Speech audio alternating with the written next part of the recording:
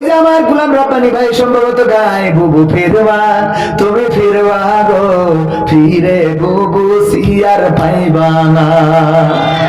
ওয়াজে সব সমস্যার সমাধান আছে না নাই? এখন চুপ থাকলেই কল্যাণ, কথা কয় না, কিন্তু চুপ না থেকে কয় দেখা হবে, আবার ফিরবো, আবার ফিরবা বুবু ফিরবা। ওই যে আমার গোলাম রব্বানী ভাই সম্ভবত গায় বুবু ফিরবা, তুমি ফিরবা গো ফিরে বুবু সিয়ার পাইবা না। বুবু আইবা, তুমি আইবা রে আইসা বুবু সিয়ার পাইবা না। এই চেয়ার আর পাওয়া যাবে না, কারণ এই চেয়ারের মালিক জনগণ। জনগণ যাকে পছন্দ করবে তাকে চেয়ারে বসাবে। ডক্টর ইউনূসকে জনগণ বসিয়েছে, ডক্টর ইউনূস জানতো না সেই চেয়ারের একদিন মালিক হবে, কথা কয় না। ওয়াতুইজ্জু মান তাশাউ ওয়া তুযিল্লু মান তাশা। আল্লাহ রাব্বুল আলামিন বলছেন যাকে চান তাকে ইজ্জত দান করেন, আর যাকে চান তাকে বেইজ্জতি করেন। দেখেন প্রমাণ, আজকের জামানায় যদি এর পরেও প্রমাণ না খুঁজে পান তাহলে তার আর কি প্রমাণ দেব? যেই চেয়ারে বসে আমাদের নেত্রী শেখ হাসিনা বলেছিল পদ্মা সেতু থেকে টুস করে ফেলে দিতে হবে, যাকে পদ্মা সেতু থেকে টুস করে পদ্মায় সুবানি দিতে চেয়েছিল, আজকে সেই ব্যক্তিটাই ওই চেয়ারে। আর যেই চেয়ারের মালিক সে ছিল, সেই চেয়ারে বসে তার আবার ফেরত আনার জন্য এই লোকটা আপিল করতেছে, ঠিক না ঠিক? নরেন্দ্র মোদীর কাছে দাবি জানিয়েছে যে দাদা আপনারা সব নিয়ে যান, আমাদের অসুবিধা নাই, কিন্তু এই দেশের উন্নয়নে যার এত ভূমিকা, পদ্মা সেতু করলো, মেট্রো রেল করলো, টানেল করলো, এক্সিভেটেড ওয়ে করলো, তারপরে এক্সপ্রেস ওয়ে করলো, তারপরে মসজিদ বানালো, মডেল মসজিদ বানালো, ঘরে ঘরে 10 টাকার চাউল খাওয়ালো। এত উপকার যেই নেত্রী করেছে ওই নেত্রীর আমাদের একটু লাগবে দিতে হবে, ঠিক না বেঠে? ডক্টর ইউনূস বলল আমাদের লাগবে উন্নয়নের জন্য, কিন্তু আমার দাদারা বলে অনেক সাধনার পরে আমি পেলাম তোমার দেখা, কেমন করে থাকবো আমি তুমি চলে গেলে একা, কথা কয় না। ওরা বলে ওরা নাকি আমাদের শুভাকাঙ্ক্ষী। আমি বলি যদি এত শুভাকাঙ্ক্ষী হও, জয়শঙ্কর বলল বাংলাদেশের অন্যান্য রাষ্ট্র যত কল্যাণ চায় তার থেকে বেশি কল্যাণ নাকি চাই আমাদের দাদারা।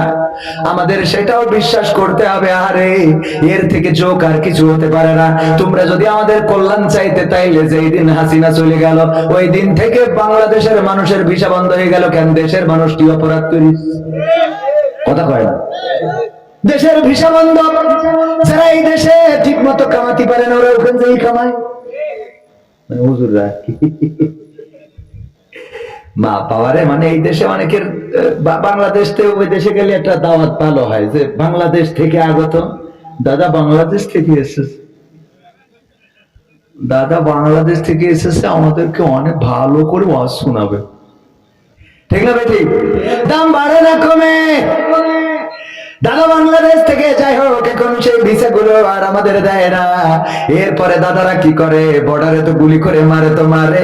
কয়েকদিন আগে দেখলাম মুরাদ ভারত বাংলাদেশের নাগরিক মনে করে গুলি করিয়েছে, করে লুঙ্গি খুলে দেখে এখনো নুনু কাটা হয়নি, মানে নিজের মাল।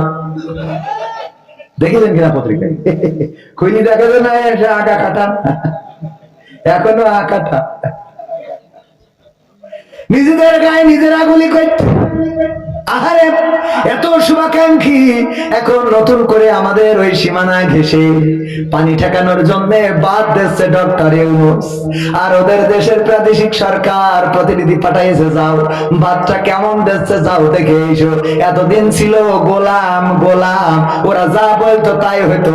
আর এখন আমরা জনগণের সরকার প্রতিষ্ঠিত করেছি, জনগণ যা বলবে তাই হবে।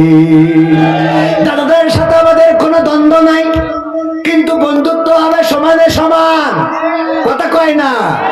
তোমরা একদিন মশারি টেকাই দিবা, আমরাও একদিন দেব, তোমরা একদিন আমাদের জন্য রুটি বানাবা, আমরা তোমাদের একদিন রুটি বানাই দেব। তোমরা একদিন কল চেপে দিবা, আমরা তোমাদের কল চেপে দেবো। তোমরা এত বড় অফিসার হয়ে যাওনি যে প্রতিদিন শোয়ার সময় আমরা মশারি টাঙাই দেবো, আমরা কল ছুপে দেবো, তারপরে গোসল করবা, আমরা রুটি বানাই দেবো, তারপরে আস্তা করে কষিয়ে মারবা। সেটা আর হবে না, হবে সেটা আর হবে না। আর তাদের প্রেসক্রিপশনে বাংলাদেশ চলবে না, বাংলাদেশের জনগণ ঠিক করবে। বরং তাদের সুরে যারা কথা বলবে, এখন অনেকে আছে তাদের সুরে কথা বলে, তারা বলে যে এই দেশে নির্বাচন দিয়ে যে সরকার প্রতিষ্ঠিত হবে, সেই সরকার প্রতিষ্ঠিত হইলে সম্পর্ক ভালো হয়ে যাবে। এই কথা বলে তারা ডক্টর ইউনূসের মতো একজন প্রভাবশালী ব্যক্তিকে বাংলাদেশের ওই চেয়ার থেকে সরাতে চায়, আর কিছু দালাল বসিয়ে দিতে চায়। বলেন ঠিক কিনা? আর এই দালালরা ওই দেশ থেকে প্রেসক্রিপশন নিয়ে এসে খালি হাত দিকে বলে নির্বাচন চাই, বেরোয় এসে বলে নির্বাচন চাই, খাতি বসে কয় নির্বাচন চাই। বউ যদি বলে তোমার চা দেবো না, কবি দেবো, কয় আগে নির্বাচন দাও। মানে কোয়ানে নির্বাচন দিয়ে সেটা ভুলে যাচ্ছে। বউর কাছে বলে যে বউ কয় এখন তোমাকে কি ছেলে নিয়ে, হ্যাঁ, একটি মায়ের গান গাওয়ার জন্য অনুরোধ, হাত তুলে মা চাঁদ দেখাতে শোনাবো, সময়ের মধ্যে শোনাবো ইনশাআল্লাহ। শুনতে রাজি আছেন না? নাই? এই যে নির্বাচন আমরাও চাই, বিএনপির ভাইয়েরা ভুল বোঝা যাবে না। জাসদ বাসদ হেফাজত যারাই আছেন, আমরাও নির্বাচন চাই। এই দেশে নির্বাচনের সরকার প্রতিষ্ঠিত হওয়ার দরকার আছে। শেখ হাসিনা যদি ক্ষমতায় থাকতে পারতো, ছাত্ররা যদি রাস্তায় না নামতো, তাইলে 2028 সাল পর্যন্ত থাকতো। ঠিক না বেঠিক? 2028 41 তো আবার ভোট দিয়ে তারপর থাকতেই তো, ভোট না দিয়ে 28 সাল পর্যন্ত তো থাকতেই তো, কথা কয় না? তো 28 সাল পর্যন্ত যেহেতু থাকতেই হতো, সহ্য করতেই হতো, তো হাসিনা যে গেছে, এখন অন্তত ডক্টর ইউনূস সহ্য করতে কোনো অসুবিধা আছে? 28 সাল পর্যন্ত থাকলে তোমাদের ভালো লাগে না কেন? কারণ ভালো তো লাগবে না। টেম্পো স্ট্যান্ড তোমাদের দরকার, ট্রেন স্ট্যান্ড, রেল স্টেশন, রাস্তাঘাট, ট্রাক থেকে টাকা তোলা দরকার। এই যদি করতে চাও, এর থেকে আমার সাথে এসব ভিক্ষে করে খাও, তাও অন্তত ডক্টর ইউনূসের কাজ করতে দেন। ঠিক না বেটা? ডক্টর ইউনূস কি কি কাজ করেন? এই দেশের সাবেক সরকার জাতিসংঘের মহাসচিবের সাথে দেখা করবে, কিন্তু কোনোভাবে লাইন করে উঠতে পারে নাই। আর ডক্টর ইউনূস বলল আমি যাব না, বরং আপনার আমার দেশে আসতে হবে। দেশে আনলো তো আনলো, আবার রোহিঙ্গা বানাই ছেড়ে দেশ। ঠিক না বেটে? নিয়ে গেল টেকনাফে, পাহাড়ের পরে হাজার হাজার বস্তির মানুষ, সেই জায়গায় নিয়ে যে ওই জায়গার জনগণের দেখিয়ে দিল কি অবস্থা, দেখো কত কষ্টে আছে, এদেরকে ফিরিয়ে দিতে হবে। কারণ তোমরা বিশ্ব মডল, তোমরাই পারো এটা সমাধান করে দিতে। ওগো আমার ভাইয়েরা, শুধু তাই না, ডক্টর ইউনূস বলল শুধু আসলে হবে না, পাঞ্জাবি গায়ে দিতে হবে। আমাদের দেশের পোশাক পাঞ্জাবি, এটা পরতে হবে। ওই আর ওইখানেও শেষ না, তুই হিন্দু মিন্দু যাই ওই রোজা থেকে তোর ইফতার করতে হবে। করাইছে না করাই নাই? রোজাও রেখেছে, ইফতারও করাইছে। এই হলো ডক্টর ইউনূস, এই হিন্দুদের রোজা রাখায় ছেড়িয়ে দেয়। এই ঠিক বললাম না বেঠিক বললাম?